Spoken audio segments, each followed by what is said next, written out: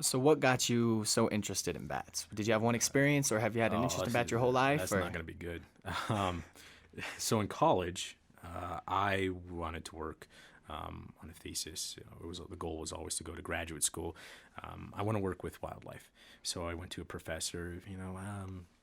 Do you have any ideas on stuff that I could work on? Because I really want to do a thesis.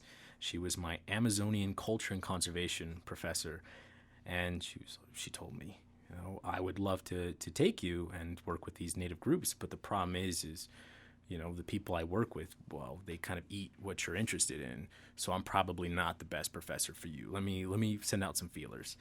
So they started going around, and then eventually, I got an email from a professor that had been working with bats at the school that I was with on the nature preserve, and there was very little done there. So during summertime months, obviously students go home, so there was very inconsistent data, hadn't really been processed very much. I just wanted to work with animals, but I didn't really know a lot about bats. But conservation, wildlife, it needs it.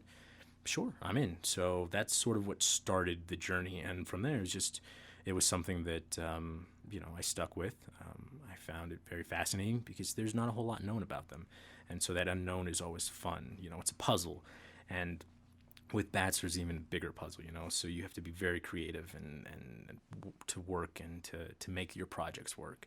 So that's really what it all was. It wasn't from a kid. I love bats. I'm going to protect them all. It was just I was looking for wildlife to work with, and this opportunity came up, and it seems to be successful so far. So we're continuing our work with bats.